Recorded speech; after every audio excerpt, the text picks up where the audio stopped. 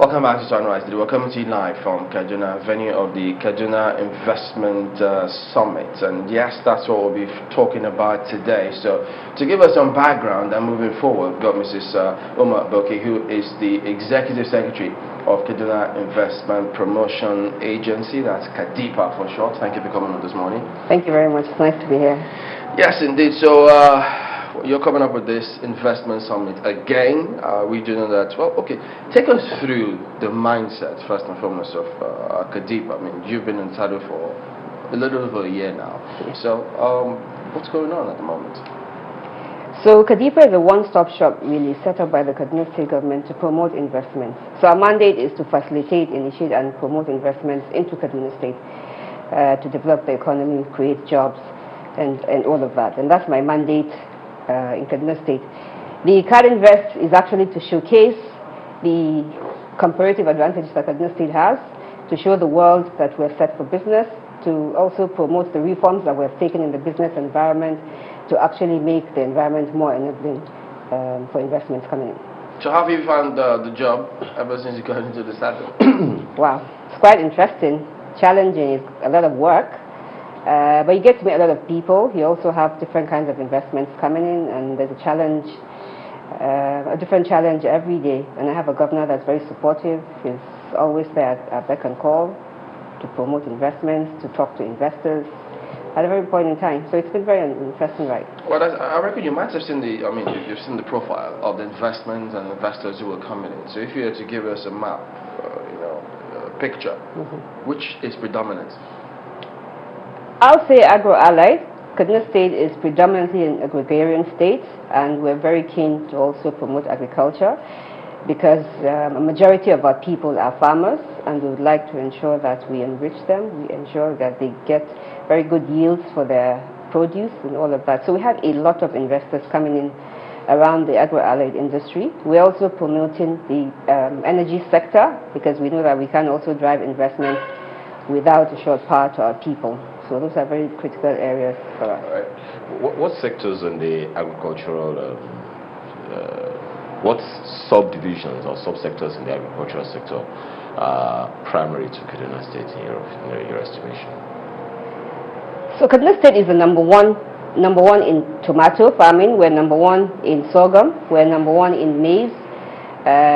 Ginger, we actually have the best ginger around the world in Kaduna State. So those are very critical sectors for us. We have investors coming in, especially around the tomato, because we like to join the federal government in developing that sector and ensure that this sector is self-sustained and we stop the importation of tomato concentrate. So one of our major investments coming into Kaduna is GB Foods, who are, they have built a factory here, so they're into the tomato farming, engaging our outgrowers, and also have a factory to do the concentrate out of tomato. This is the fourth in this series. What kind of growth have you experienced in this sector, since 1.0, 2.2, 3.2, and now? In the agricultural sector? Yes, in these subsectors. Our major investment is Olam, which is also an agricultural sector. They're into producing, they're a hatchery, producing chicken feed and also day-old chicks. They've also engaged our farmers and have given them, engaging them to give them point-of-lay chicks to revive most of our poultries that have gone moribund in Kaduna State. So we have Olam, we have GB Foods, we've got Tomato Joss. Tomato Joss is actually a young lady from America that just believed in Nigeria. She went to Harvard, did a study on tomatoes in Nigeria, and came into Nigeria. She started in Nasarawa State, but we encouraged her to come to Kaduna. So she's also working with our people, as well as our women, to develop the tomato sector. You said earlier that one of the things you want to do with KadInvest is to provide jobs. How serious is the unemployment challenge? About 85% of the population in Kaduna are under the age of 35. The governor has promoted a lot on education, and we're trying to get people to go to school, but that takes a while. We have a lot of out-of-school youth that we need to engage. So part of our mandate is to create the jobs, and along those lines, we have a lot of empowerment programs and skill development programs that we work to engage our marginalized youth, and generally the youth and the women, in various skills. And we try to feed our investors with these skills that we have developed. So we try to get our investors to use our youths in a lot of the work that they're doing around buildings and all of those other So what are the results? Because we know that unemployment is a huge challenge in Nigeria. And what people will be looking to see rather, is to see how much of an impact this has had on the unemployment figures. So can you tell us in concrete terms what the results have been as a result of the steps that you have taken? Because I do know that last time I was here, I wasn't here last year, but last time I was here, the government talked about training people to feed into these industries that the investors were coming up with. Yeah. So it's 2 years down the line. Can you give us in concrete terms how that has had an impact on unemployment in Kaduna? Figure terms, I'm not sure I can give that exact figure now, but we have created jobs in excess of 5,000, engaging our youth within the investment space that we have brought in. So we know that Olam is engaging a lot of our youth. Housing developers, which is also, housing is very critical to Kaduna State, and we're doing a lot around that. So our housing developers are using our trainees out of the schools in the building. So they're using our tilers, our bricklayers, and the artisans that we have trained in those areas also. So really, I'd say in excess of 5,000 jobs have been created. Which is quite small, you must agree. We're working towards that, really. What is the target? Do you have targets? Our target is to get everybody employed, to get a job for everyone in Kaduna State that's not doing anything.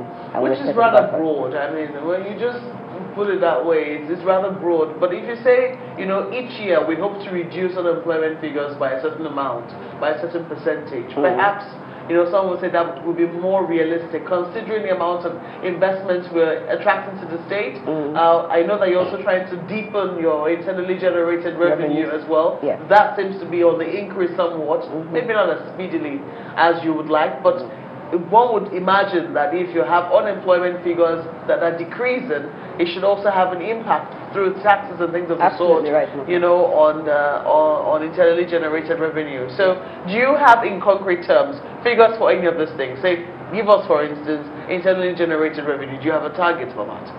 We have grown IGR by 100% from when we came in, when this government came in. So we are strategically working on IGRs. And I'm sure when Mohammed comes on board, he can give you the actual figures, because that's his own purview. Investments-wise, like I said, job creation is very critical to us. Yeah. When I say over 5,000, I'm looking at direct jobs. Indirect jobs, we've done a lot more than that. And what we would like to do, what we've set records to do, is that before the end of this administration, at least we'll have created 100,000 indirect jobs for our youths. We're working towards that. 100,000 indirect jobs? Sorry, 100,000 direct jobs. 100,000. And a lot more indirect jobs. So you're still looking at about 95,000 more? Yeah. So what sort of investors then are you looking to attract? What are the opportunities? You talked about agribusiness. We're saying Olam moving in. You talked about GB doing stuff in tomato. You talk about tomato juice. You said you have the best ginger. Everyone knows Kaduna has the best ginger. But we're not seeing that on the general Nigerian market. So, for instance, I'm not able to, when I go to the market, for instance, I'm a woman, as you are, I'm not able to differentiate. And I don't know if any other state grows ginger. I don't know whether this ginger is from Kaduna. Are you looking to brand things that actually come out of Kaduna, perhaps to even boost the profile of things like this that you do, to say all of this was proudly made and packaged or brought to you from Kaduna? Absolutely right, Lupe. And I go back to GB Foods again, because maybe they've already started that off. Talking to GB Foods, we've told them that whatever they produce in Kaduna would have that proudly made in Kaduna on that. Around ginger, we have a ginger factory in Kachia, our ginger processing factory. It's been there for a while. It's not up and going now, but we are in talks with quite a number of investors to look at it. So we're trying to review their proposals and bring that back to life. A lot of our ginger is being exported by the producers in small scale outside the country. What we want to try and do is to aggregate them in one place and actually get them to improve the quality of this ginger and get more value for their produce. It's interesting you're looking at outside the country. What about the in-house market? Has it been exhausted, or do you think that competition is too steep here? No, it's not. We produce the best ginger, so we do have enough ginger to do Nigeria and also to do out of a lot of the ginger in Nigeria is Kaduna ginger. But like you said, But because we Nigerians don't know cannot, that. because we cannot differentiate it, that is primary thing, and that is what we're working to do to ensure that we brand Kaduna ginger both in Nigeria and outside Nigeria. Our ginger is exported outside Nigeria. A lot of people take it out and then rebrand it. I'm not really sure that it is Nigeria made and Kaduna made. What we're trying to do is improve on that to ensure that wherever it goes around the world, both in Nigeria and outside the world, that it is branded Kaduna. The sense I get is that you're shy of business. I mean, you're shy. All government sees itself as being, and we hear that over and over again. Oh, we're just an enabler of business. Government has no business in business. But some people argue otherwise. If you have a ginger producing factory and it's not producing much now, you just admitted that. Why are you shying away? It's a processing factory, so it's not. It would seem that you're shying away from, actually getting involved in the nitty-gritty of doing that. Why is that? Not at all. I don't think that government shies away from it. And I am of the opinion that government has no business doing business. What happens with that is a lot of people don't take responsibility for government businesses, and so they really don't do very well. But when you put someone from the private sector who has a stake, who needs to make money out of it really, that is when you say it works. So what we try to do as in Kaduna State really is to enable the environment. We like to have small stakes in all of these companies so that we still can have a say in the things that happen within those spaces. But I still don't think that government has any business running. By small stakes, you mean like how much? We look at 5-10% at the max in each of the companies that we own presently. So when we commercialize them or we privatize them, we would like to. Does it show a sign of faith? Because I'm looking at the way we take oil, for instance, in Nigeria. In almost all the oil companies, federal government has a substantial amount of shares. You cannot call them by any means. I mean, NNPC has almost majority shares in a lot of the oil companies. And for me, it goes to show the priority. Majority oil companies, I don't agree that federal government has a lot of stake in those. Federal government has stake in the companies. 23% is quite a bit. Not in major. What are these major oil companies we're talking about?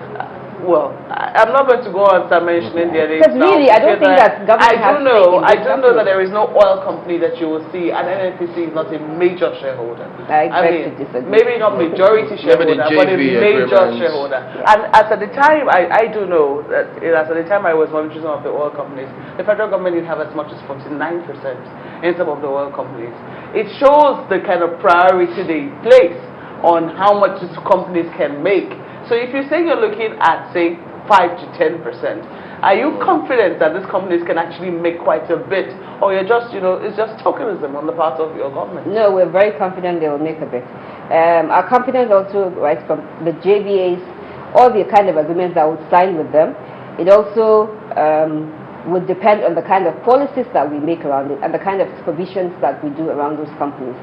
And we have done that review, and we know that this is the way that it would work. So for your agency in the States here, because sometimes, it comes across as though when investment agencies in states organize summits, people may get the impression that you're looking for the big guys to come in, and then you forget the people who are in here, so they may feel a little jealous. Kaduna is known also for textile. What's going on in that area? The textile industry is very, very critical to us, and presently we are in discussions with Bilisco to see what we can do around reviving the textile industry. We're trying to develop a textile park. That's quite high-end. Yes, but in doing that also, we have a lot of moribund textile factories. Oh, yeah. And I was just beginning the conversation. What we're working with Bilisco is actually developing a textile park. So it is really taking the whole value chain, the whole cotton value chain, from the producing of the cotton, the planting, the farming of cotton, to weaving, to garment, to everything. So it encompasses every aspect of the textile garment industry. But we were still in discussions. We're in competition with another state, but we hope that we would be able to conclude that. I'm wondering why that particular company. They've approached us, and we had a conversation with them. So, and they are well known worldwide, and I think that bringing a Bilisco into the Nigerian textile industry would actually improve what we're doing with the textile, and they will add value to what the other people are doing. Taking that, in line, aside that, we're also working in reviving what we have in the state. We have quite a number of companies. We are in discussions with NNDC owns some of those companies, and we've engaged them to see how we can revive. So where is the agency, or where is the state on that now? What percentage are you in terms of completing the plan that you've got? What plan? Getting the agency, textile industry, back on its feet. It's But you talked about from production stage up onto the final stage. So where are you at the moment? We've got some proposals we have reviewed. We are going to make a presentation on those proposals to council. When we make those presentations, we take a decision on that, and then that is when we know where it starts. How you one of the things that your agency also boasts of is venturing into the solid minerals. How much of that can you do without the federal government? We're not doing that alone, really. So the solid minerals industry, of course, you have to engage the federal government. All these minerals belong to the federal government. You have to get your licenses. We have a few licenses that the federal government has issued to the state government, and these are the things that we're working on. But we work closely with the federal government. Many states of Nigeria have this potential, but all we hear is just what you have said. We're working with the federal government, and not much of that, really ever gets out eventually. So is there a timeline to delivering on this? For solid minerals, we have an artisanal mining company that's already is an SPV that we have with a private company in that space. The agreement has been signed. The site has been built. The company has been built. Equipment have been purchased. It's just to put them in and start. And they're going to work with our artisans around that space, so the people that go and get gold and other things and come and process there. So for us, we have reached advanced stages. And hopefully that will create a few more jobs. A lot of jobs. Okay, a lot of jobs. Okay, hopefully. Now, a major challenge that investors will have is in the area of power. How do you resolve that? We have a few. We've signed 2 critical agreements on power to provide power. We have, and I probably will not be able to give the names out here because there's still discussions, but agreements have been signed to do a lot around the power sector. We have companies coming from South Africa that we signed an agreement, and we've reached advanced stages. They're actually coming in next week to finalize on the agreement that we signed. Okay, let's take a... Yeah, go ahead. Are we about to go? No. I was just going to say, because that question you asked about, why the company mentioned, those who are asking, wait a minute, what's happening to, they say charity must begin at home. At home. So they're asking, so what about the companies, the textile industries here? Because every time we call for this KadInvest, they always ask us, what about the textile companies? What is going to happen to them? But now you've talked about the company, which people think, wait a minute, this is, the world coming in from. So the ones here, they want to know what's KadInvest or what's KadInvest going to do for them. We have probably 10 companies around the industrial area in textiles. None of them is functioning now. Some of these companies are So none of them is functioning now. Why is that? I think that what has happened around the textile industry, everybody knows the importation and what people have done, bringing in so many products from China. The cost of production ran these companies down. Power is a critical source, a critical requirement for any textile industry, and when it became expensive in Nigeria, just producing the fabrics in Nigeria became a lot more expensive than what was imported, and people began to patronize the imported ones, and so the market for them was not there. They were not making the money, and that's how these textile industries went down. There's a policy, federal government is working on the cotton policy now, and we're trying to actually, I'm part of the committee working on that. So we're trying to work on something that would ensure that we remove the bottlenecks for the manufacturers of textiles in Nigeria. On the lighter side, I mean, you just said something. So you're part of the people who took sorry? You're part of the people who took the decision to put, what did they do now? Did they remove they said you cannot access federal government exchange, foreign exchange, to buy textile that is being imported into the country. You're aware of that policy by the CBS? Look, we're working on a cotton policy. Okay. On a committee. That's a CBN policy. I'm not part of the committee. But it's the first step towards stopping the importation of this fabric. Perhaps it is. But you know, some people will say, when should that have come? I'm sure more than a few eyebrows were raised when that happened. We're trying to revive. We're still trying to revive. You just admitted here, you have about 10 factories. None is working right now. We're still importing as it stands. And right now, CBN is saying you will not be able to access federal government foreign exchange to bring this in. You can go and get your foreign exchange from wherever. What impact do you think that's going to have, especially now that all of them are still moribund? We've not even gotten to the stage where we've woken them up. And what we're trying to do is markets, get them into the market. Do you think that this is placing the cart before the horse? There are quite a number of companies still producing fabrics, textiles in Nigeria presently. And I know there are also a few that have, international companies that have come. And part of the policies to encourage them is to actually ensure that they reduce the importation or make importation very unattractive and make the fabrics come in quite expensive for people to buy so that they can patronize the locally produced ones. Maybe it's too soon. I haven't critically looked at it, so I probably cannot make a very objective conversation on the decision, on the CBN's decision around I can almost say I see a smile there because you know as well as I do that headline, I mean that was on the front pages of almost all the dailies. It was a major headline. What did you make of it? What hit you the moment you saw that headline? That it was a good decision. Without looking at, honestly, I haven't critically looked at it. But I think that we have to start somewhere. And if CBN says that let us ban the importation or let us make foreign exchange difficult for importers of textiles, I'm sure that they have done their work properly to take a decision on that. Okay, you talked about those textile companies that are here not functioning. Have you been to any of them? Yes. You know, the challenge we have with those textiles is that the equipment there are obsolete equipment. The equipment that have been there since the 60s, since the 70s. Technology around the textile has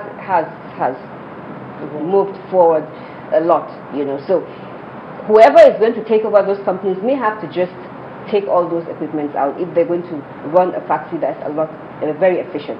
And we've taken a few investors there, and that is the first thing they say, that this equipment, you cannot make them function, and even if you do, they're going to be too expensive for you to use, so you probably have to just take everything out and bring in new equipment that are more efficient and more current. Let's let you blow your trumpet a little. We know that your agency now has been able to get Kaduna to #1 of ease of doing business. That must make you really proud. But tell us, how has that really put you in a comparative advantage? When you look at, say, security, just on Monday, and I'm going to be very honest. I think she'll be saved by the bell. We're coming up from break then. Unfortunately, we'll have to pass it on to the next guest who's coming in. Okay. But she'll still be here, so you can catch up with her at the Kaduna Investment Summit if you feel the agency has not been promoting or protecting you properly in this stage. She's the person to talk to for a start. Thank you for coming on this morning. Mrs. Aboki, Executive Secretary of Kaduna Investment Promotion Agency, that's KADIPA. All right, we're back in a moment. Don't go away.